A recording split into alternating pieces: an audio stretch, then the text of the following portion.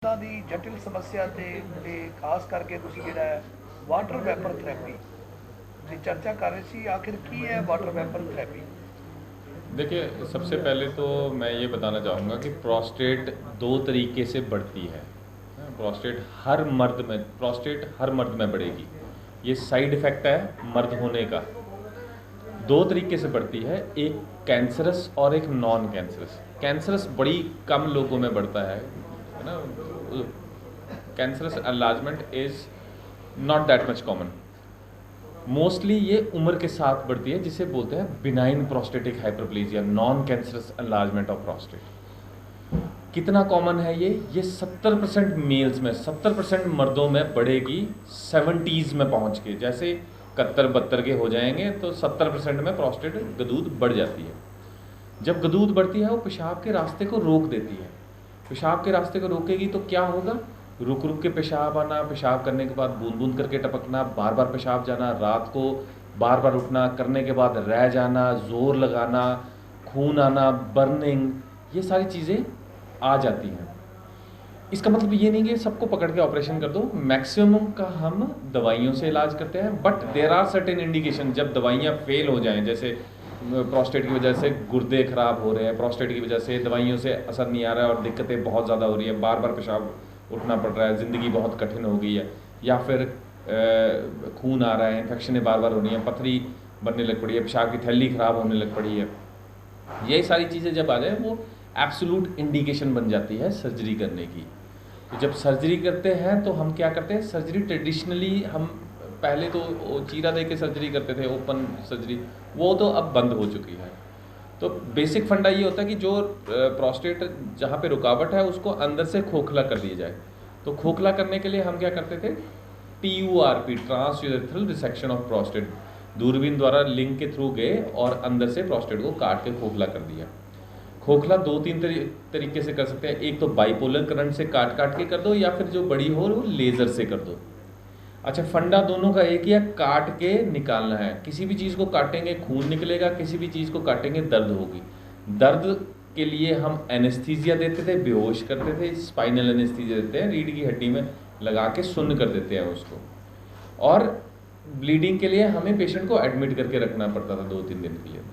अब कुछ पेशेंट्स ऐसे होते हैं जिनको हार्ट डिजीज़ है, खून पतला करने की दवाइयाँ खा रहे हैं, रिस्क बहुत है, ओल्ड एज है, और बड़ी सारी बीमारियाँ, शुगर है अनकंट्रोल्ड, एल्डरली है, पार्किंसन डिजीज़ है, इतनी सारी दिक्कतें हैं कि ऑपरेशन में बेहोश करना रिस्क बहुत ज़्यादा है, या फिर कटिंग करेंगे तो ब्लीडिंग होने का चांसेस बहुत है, या फिर किसी को स्टेंट डले हैं, हार्ट में इम्पाला, बहुत कुछ आजकल प्रॉब्लम्स हैं।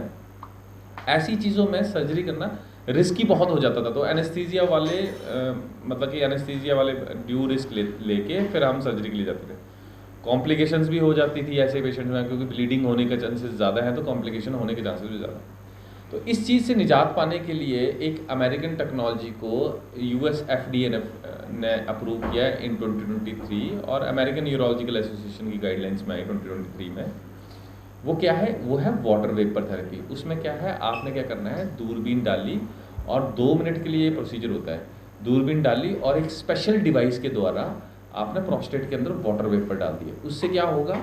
वाटर वेपर जो है ना, प्रोस्टेट काटनी नहीं है आपने, वो अपने आप से वाटर वेपर से सिकुड़ जाती है। एक स्पेशल डिवाइस के द्वारा हम प्रेशराइज वाटर वेपर्स इंजेक्ट कर देते हैं प्रोस्टेट के अंदर, जिससे प्रोस्टेट सिकुड़ जाती है। सिकुड़ने से वही चीज़ होगी, सांप भी मर गया, लाठी भी नहीं टूटी। बेसिकली आपका प्रोस्टेट का रास्ता, रुकावट भी निकल गई और आपको कटिंग भी करने नहीं लगी। क्या फ़ायदे हैं इसके? इसके फ़ायदे हैं कि आपको कटिंग नहीं करनी पड़नी है, दर्द नहीं होती, इट्स अ पेनलेस प्रोसीजर। कोई दर्द नहीं होगी तो एनेस्थीसिया नहीं, तो एनेस्थीसिया का रिस्क ख़त्म हो गया। दर्द नहीं है, पेनलेस प्रोसीजर है। 2 मिनट लगते हैं छोटी प्रोस्टेट में, बड़ी प्रोस्टेट में 5 से 10 मिनट। तो इट्स अ पेनलेस प्रोसीजर जो it takes hardly 2 to 5 minutes. Patient आता है, ब्लड थिनर्स या फिर कोई भी दवाई बंद करने की ज़रूरत नहीं है, कोई एडिशनल रिस्क नहीं है हार्ट डिजीज़ का, कोई एडिशनल रिस्क नहीं है कोई और बीमारी के एग्रेवेट होने का, राइट। तो आप पेशेंट बेसिकली आता है, 5 मिनट के अंदर पेनलेसली कराता है और घर चले जाता है, हम एडमिट भी नहीं करते। तो ये रीसेंट है, ये मोस्ट एडवांस्ड है टेक्नोलॉजी जी। तो सर इसका बजट वगैरह की है? इसका बजट देखिए, इसका बजट है जितने आपको लेज़र की सर्जरी पड़ती है उससे 20-30 हज़ार रुपया थोड़ी कॉस्टली है ये, बट इट्स नॉट कि इतनी ज़्यादा कॉस्टली हो कि वो अनअफोर्डेबल टाइप हो। कितना टाइम का सर इसमें रेस्ट लगता है? रेस्ट कोई रेस्ट करने की ज़रूरत नहीं है, हम 1 घंटे बाद पेशेंट को डिस्चार्ज कर देते हैं और पेशेंट को ऑन कैथेटर हम डिस्चार्ज करते हैं, बिकॉज वाटर वेपर जब डाले होते हैं तो थोड़ी सूजन आती है, तो depending on the size of the prostate हम हफ्ता या 2 हफ्ते के बीच में उसको पेशाब की नली को निकाल देते हैं। पेशेंट को मैं जब डिस्चार्ज करता हूँ 1 घंटे के अंदर हम डिस्चार्ज कर देते हैं, फिर से मैं बता रहा हूँ। और जब मैं डिस्चार्ज करता हूँ तो उसके बाद मैं पेशेंट को बोलता हूँ कि नली के साथ अपना चलना फिरना है, अपने पूरा काम करना है, आपने जाना है, वॉक करना है, वो ज़रूरी है, ज़्यादा बेड पे लेटना नहीं है। पेशेंट कोई भी मेरा पेन की कंप्लेंट नहीं की आज तक, या फिर ऐसी कंप्लेंट नहीं की कि हमें बेड रेस्ट है, because it's a painless procedure, एक 2 मिनट का काम है। तो सर 70 ਤੋਂ ਉੱਪਰ ਕਿਹੜੇ ਕਿਹੜੇ ਆਪਰੇਸ਼ਨ ਆਪਰੇਟ ਕੀਤੇ ਨੇ ਤੁਸੀਂ, ਉਹਦਾ ਨਾਮ ਦੱਸੋ ਕਿਹੜਾ ਮਰੀਜ਼ਾਂ ਦਾ? मैंने बहुत सारे मतलब अभी इंडिया में आई फॉर्चुनेट कि इंडिया में सबसे ज़्यादा करने वाले टॉप के 3 में नंबर 1 हूँ मैं। अभी एशिया पैसिफिक में टॉप 3 में हमारा नाम शामिल है फॉर्चुनेटली। एंड मैंने प्रैक्टिकली 50 साल से लेकर 75 साल 95 साल तक के मरीजों का इलाज किया है। ऐसे पेशेंट कई थे जिनको बीमारियां इतनी थी, ओल्ड एज इतनी थी कि जिनको ये बोल दिया था कि एनेस्थीसिया में इतना रिस्क है कि बाबा जी को पेशाब की नली पे ही रहने दो, नहीं तो एनेस्थीसिया में कुछ भी हो सकता है, आपको लिख के देना पड़ेगा कि कुछ भी हो सकता है। ऐसे पेशेंट को, बिकॉज एनेस्थीसिया की रिक्वायरमेंट नहीं है इसमें, तो रिस्क नहीं है, तो ऐसे पेशेंट को भी मैंने किया है और पेशेंट बिल्कुल ठीक है। अच्छा, एक इसका एडिशनल बेनिफिट और मैं जो बताना भूल गया, ये यंग पेशेंट्स के, जैसे मैंने बताया ना 50 से लेकर 95 तक साल के यंग पेशेंट्स कई लोग होते हैं जिनको गदूदें बढ़ जाती हैं, बट वो ऑपरेशन नहीं कराना चाहते। क्यों? क्योंकि TURP चाहे आप लेज़र से करो चाहे आप कटिंग से करो, वो सेक्सुअल फंक्शन को ख़त्म कर देती है।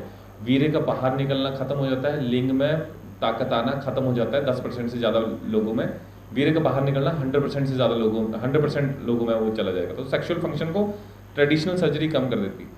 यही एक ऐसी पद्धति है जो सेक्सुअल प्रिजर्वेशन, मतलब कि आपके सेक्सुअल फंक्शन को प्रिजर्व कर लेगी। तो यंग बंदों में ये इंडिकेटेड है। ये मैं नहीं बोल रहा, ये गाइडलाइंस बोलती हैं, जो हमारी जिस गाइडलाइंस पढ़ते हैं, जिसके अकॉर्डिंगली हम ऑपरेट करते हैं, ये उसके अकॉर्डिंगली है। डॉक्टर साहब, ਜੇ ਆਪਾਂ ਗੱਲ ਕਰੀਏ ਜਿਵੇਂ ਡਰੈਸ ਮੈਟਰ ਦੀ, ਆਪਾਂ ਅੰਡਰਵੀਅਰ ਪਾਉਂਦੇ ਆ, ਕੁਝ ਲੋਕ ਮੰਨ ਲਓ ਵੀ ਅੰਡਰਵੀਅਰ ਜੇ ਆਪਾਂ ਖੁੱਲਾ ਅੰਡਰਵੀਅਰ ਪਾ ਲਿਆ, ਕਿੱਦਾਂ ਦਾ ਅੰਡਰਵੀਅਰ ਦੀ ਜ਼ਰੂਰਤ ਹੈ ਇਹਨੂੰ ਬਚਾਉਣ ਦੇ ਲਈ ਗਦੂਦਾਂ ਨੂੰ? सो इसका कोई रिलेशन नहीं है जी अंडरवेयर का। हाँ, फर्टिलिटी अगर जैसे किसी के बच्चे पैदा करने में दिक्कत आ रही हो तो उसको लूज क्लोथ्स डालने होते हैं, बस यही है इसका।